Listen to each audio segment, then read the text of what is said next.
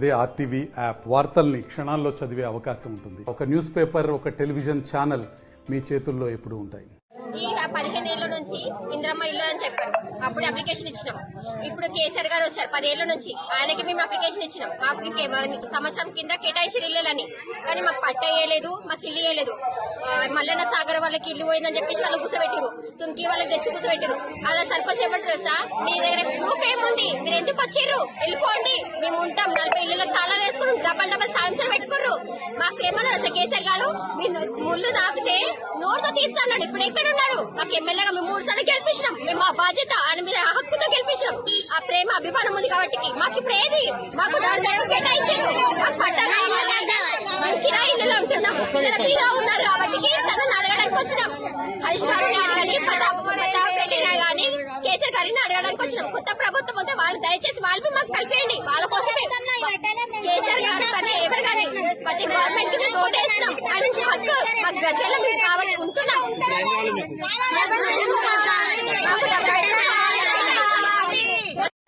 నా పేరు విమల. మాకు వచ్చి సంవత్సరం పోయిన ఉగాదికి వచ్చిందంటే ఈ ఉగాది కూడా దగ్గరకు వచ్చింది. మాకు పట్ట కాయలు కావాలి, మాకు ప్రూఫ్ కావాలి, మా ఇల్లు మాకు ఇప్పియండి సార్. మేము డబుల్ బెడ్రూమ్లు అడగడానికి వచ్చాం. హరీష్ అన్నను మేము డబుల్ బెడ్రూమ్లు అడగడానికి వచ్చాం. దయచేసి మాకు ఒక అవకాశం ఇస్తే మేము అన్నను అడుగుతాము. మా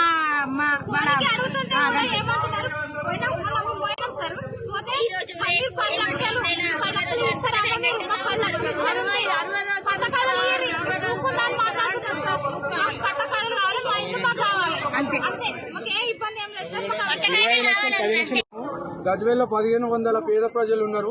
కానీ గజ్వేల్లో ఒక పాలన చేస్తూ మంచిదే కావచ్చు, కానీ పేద ప్రజలకు న్యాయం చేస్తలేరు. గ్రామాలు పోయిన వాళ్లకు గజ్వేలకు ఇల్లు కేటాయించినాయి. గ్రామాలు పోయిన వాళ్ళకు ఒక 4 నెలలు అని టైం ఇచ్చారు. 4 నెలలు పోయి 4 ఏళ్ళు అవుతుంది. వాళ్ళు ఇళ్లలో ఉన్న వాళ్ళు ఏమో పట్టాలు కావాలంటారు.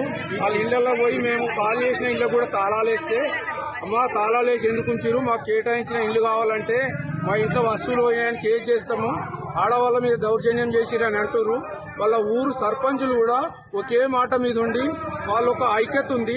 మా పేద ప్రజలకు కూలీ వేసుకొని బతికే వాళ్ళు ఐక్యత లేక రోడ్డు మీద పడ్డారు. కిరాయి కట్టుకోలేక, ఇక్కడ పిల్లలను పోషించుకోలేక, ఇక్కడ ఒక రాజకీయ నాయకులను అడిగితే మమ్మల్ని ఒక చెరువులో ఒక ఈగబడిన విలువెంతనో మా మనసులో విలువ గజ్వేల్ నియోజకవర్గం పేద ప్రజలకు విలువలేని బతుకులున్నాయి.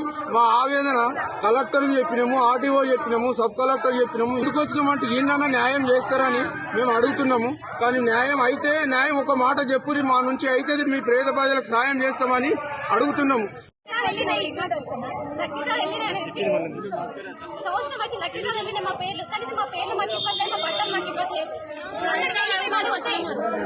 వాళ్ళు హీనంగా తీసేస్తున్నారు, చీపు తీసేస్తున్నారు. వాళ్ళు ప్యాకేజ్ వచ్చినాక తర్వాత కూడా మాకు రావట్లేదు, ఇవ్వట్లేదు అని చెప్పేసి మమ్మల్ని హీనంగా తీసేస్తున్నారు. అందుకే ఇక్కడికి న్యాయం కోసం మా బట్టలు మాకు ఇవ్వండి, మా ఇల్లు మాకు ఇవ్వండి, అంతే సార్. మేము ఒకటి కోరుకుంటున్నాము.